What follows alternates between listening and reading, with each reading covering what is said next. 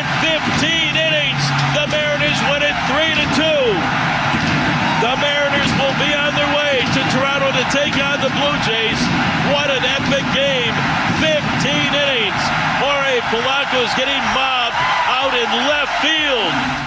2 wins to talk about on a Monday, and that doesn't even count the Seahawks nor the Huskies. Shout out to the Dogs for winning as well. Hey, biggest of my Cougs, man. You put up a fight against Ole Miss. You know what they did? They did. I tuned into I was getting a massive text thread of a bunch of former Cougs that are in my fantasy football. Sorry, current, always Cougs. Always Cougs. Always. And they were all talking about it, so then I had to tune in and watch the end. I really thought they'd get it done. It was close. Good fight. It was close. Good weekend. It was a great weekend for just Washington State. As a whole for their sports. Let's start with the Mariners. And I actually want to start with Friday. I know we have game 1 of the ALCS to talk about, and that was a win. And I frankly did not expect that to be a win. I had kind of gone into it going, not a lot of rest. And then the flight was delayed, so it took them a minute to get out here. But it ended up being just a brilliant outing from Miller. Lots of good stuff. Let's start with Friday, though. Where were you watching this one? Because you had a flight to catch for calling a game. And we were all talking about, maybe if you land, it'll still be like the 3rd or 4th. Maybe you can kind of check in. Let's talk about our viewing experience here. Yeah, it was actually kind of crazy. So someone DM'd me on my Instagram saying that she had watched the Mariners game while flying. I haven't had that experience because I guess the Wi-Fi bandwidth isn't big enough or whatnot. So I'm like, I got excited. I'm thinking, okay, I might be able to watch it. Ordered the $8 Wi-Fi, didn't work. So what I did was I went on ESPN. And ESPN radio was working, so I listened to Roxy Bernstein call the game on my iPad. So I'm listening to it, and then as soon as we start descending, I get reception, so I turn on the game. I'm watching the game on iPad. I go over to get my rental car. Enterprise has no more cars left. I guess they gave my car that the company reserved for me to someone else. What? So I'm thinking, I'm like, all right, actually this is going to work out because I get to Uber. So I Uber and I get to watch the game on my phone. I get to concentrate. So I'm watching the game on my phone. It's about a 30-minute drive to my hotel. I get into the hotel. I'm there every weekend. They know me. I get into my hotel, and as soon as I walk in, they turn on the game for me. Bam, and I go all the way to the bar. I don't even check in. Don't even check in. Excuse me. I don't even check in. I put my stuff down. I'm like, all right, this game's going to be over soon. I'll check in after this. Yeah. They see that it's going into extra innings. The front desk lady just brings over my stuff to the table I'm sitting at and allows me to check in there. Aww. I'm watching the game with a whole bunch of Giants fans, and they're saying, why are we watching this game? Because I'm in the Bay. Why are we watching this game? I'm like, because your team ain't in it. Yeah. I tell y'all every week, I'm here. Y'all know that I'm here. Worry about you. I ended up sitting there until about, 9 o'clock or something like that? 9:30? It was a long one. 4 hours and 57 minutes. It was a long game, but worth the wait. So I listened to some of it in the air. I watched some of it in the Uber. Yeah. I finished at the hotel. Mine was, I was all in the same place, which was sitting on my couch watching it. And I was very nervous. I did not go cover this one in person just because I was like, by the time we're off, we didn't do the show from out there. I was like, traffic's miserable. If I go home, I can at least sit and watch the whole thing instead of, finding parking and getting in there. And it was just a lot of pacing, and it was just a lot of like, I feel like they should advance. And there was a certain point, I don't know if anyone else felt this way. I'm guessing that many of you did. There was a certain point in extras where even though I thought, oh my God, they're going to blow this. And I had been so negative with you guys. For game 4, I was texting you guys like, I'll never see winning. Everything is bad. Stacey was on some other stuff, It got real dark. I'm going to be really honest with you. But for this one, there was a certain point where I thought, I don't think that this is a bad thought. But I was like, I don't know if the Tigers want it as bad right now. I know that's bad. I hate when people say that. They just didn't want it. But tell me if I'm wrong. It really did feel like an inevitable Mariners win at a certain point in extras. And everyone was getting mad, rightfully so, because they were leaving runners stranded, and it would be like 2 on, no outs, or 2 on, 1 out, and you still couldn't. And it's like, come on, man, get this job done. But Curtis, I know you were probably texting going like, they need to earn this. Come on. Yes. You're throwing this away. I did get some flashbacks to that 2022 18-inning game. The longer that game went on, and I felt like the longer it went on, the more that Detroit was going to capitalize on all these opportunities. The Mariners left runners on base in extra innings. But, yeah, I mean, I talked about it on Friday. Like, it just has felt completely different this year than any other, September, October run that we've seen out of this Mariners team. And Friday was just another example of that.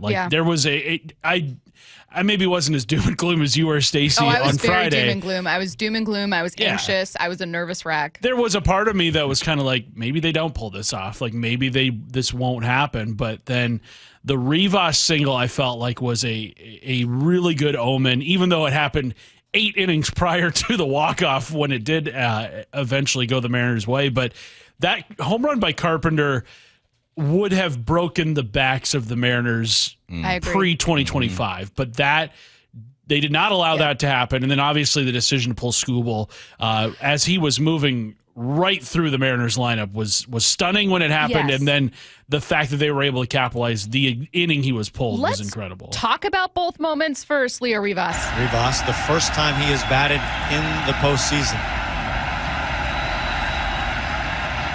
The 0-1.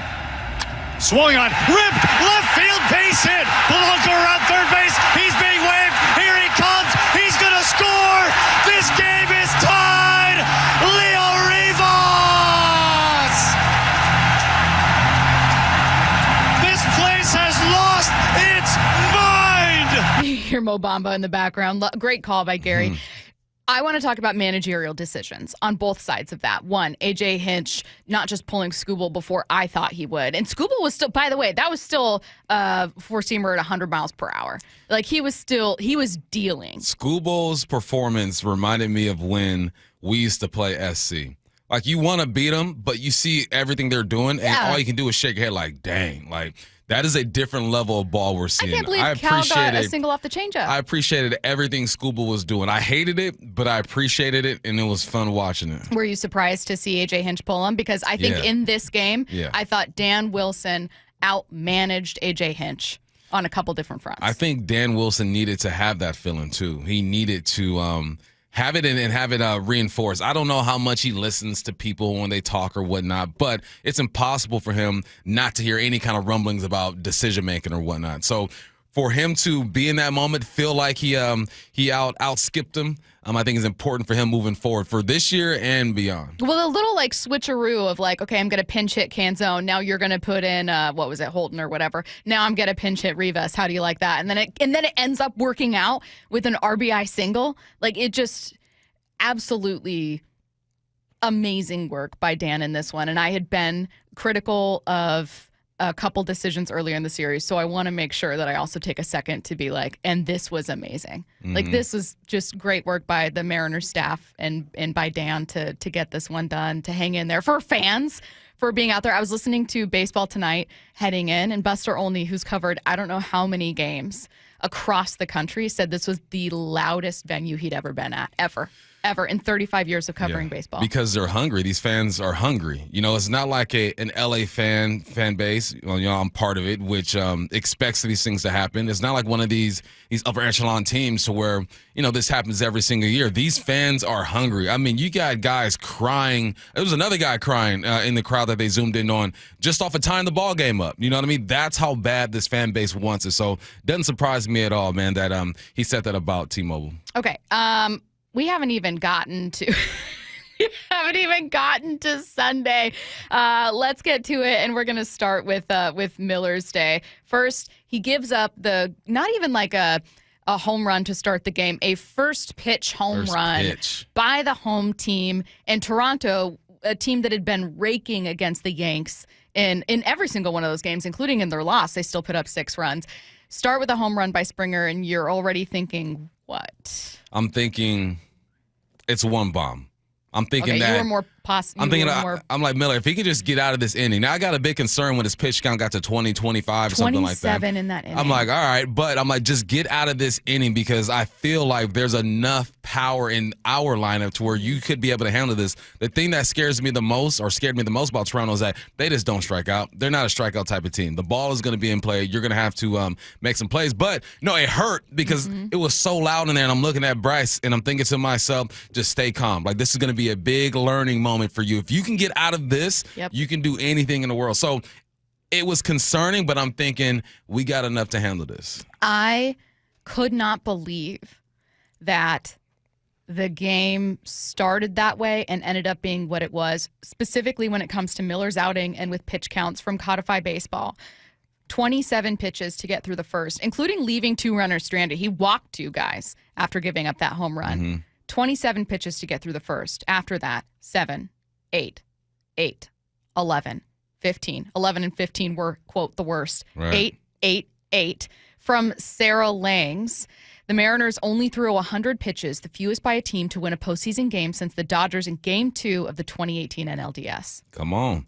100 pitches. And to do that on short rest, right? Bryce had, 3 days rest? Everybody and their mama in the bullpen was used just the other day. It's not. I know it's sometimes it's hard for people to fathom, like, these guys, 3 days rest, he should be good to go.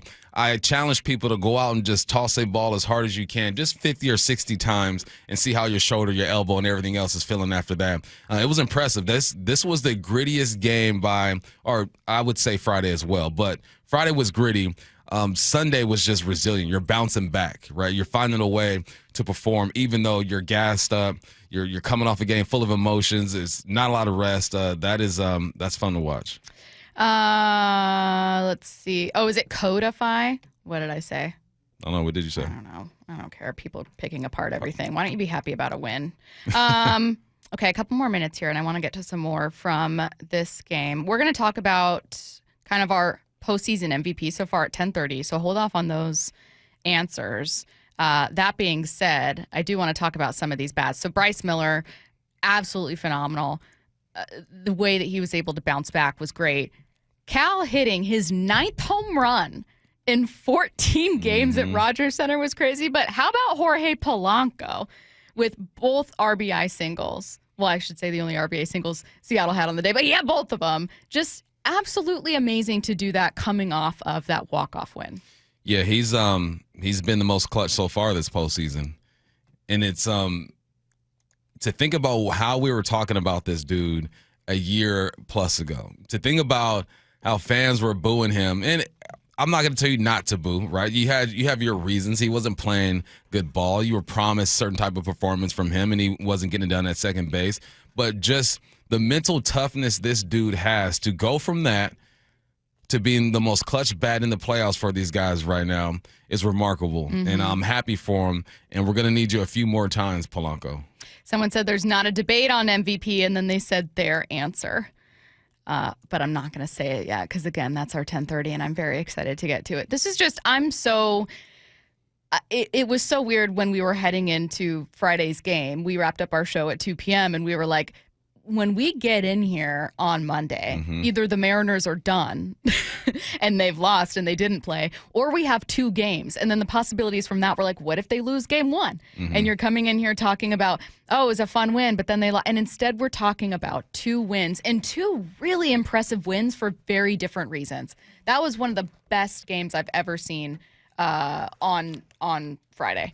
One of the best baseball games I've seen. Stressful, but yeah. It was stressful. I tweeted something like, regardless of the outcome, like this, Seattle has delivered 2 really, really good games, Seattle teams this week. And someone was like, well, it doesn't matter if they don't win. And I was like, but from a national perspective, this was a phenomenal game.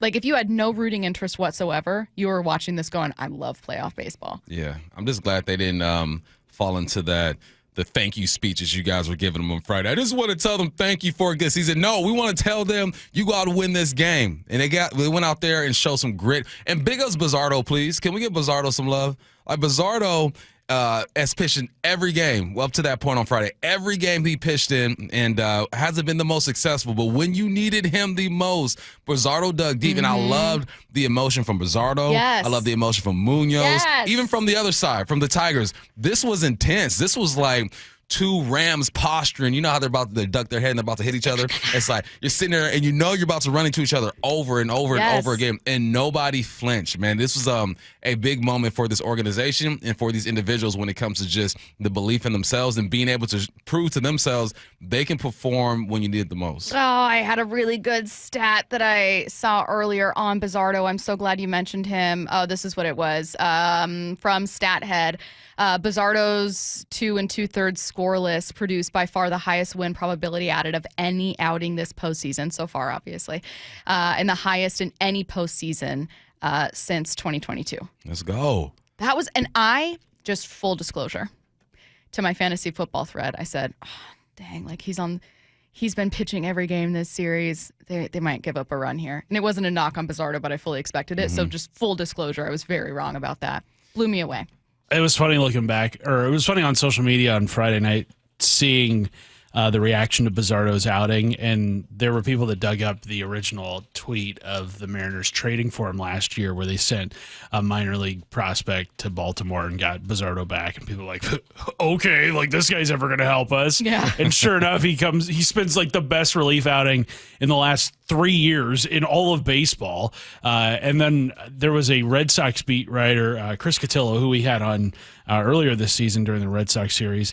Bazardo came up through the Red Sox system, and he had tweeted years ago, like, Red Sox DFA Eduard Bazardo, corresponding move. And then he quote tweeted him like, you just never know with these guys. Like, that's just how relief pitching is. A guy can have a horrible year one year and then looks like the best reliever in baseball another year.